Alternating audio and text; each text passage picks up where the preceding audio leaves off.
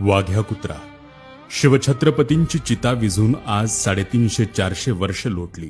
शिवसमाधीस्थळी लाखो लोक दररोज स्फूर्ती घेण्यासाठी येतात आणि महाराजांच्या पवित्र समाधीच्या बाजूला दिसतो तो इतिहासात कधीच जन्माला न आलेला वाघ्या कुत्रा.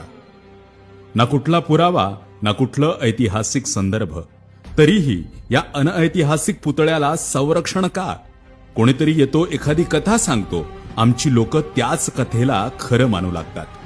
वाघ्या कुत्रा नावाचा श्वान महाराजांनी कधी पाळलाच नाही, नव्हे तो कधी नव्हताच.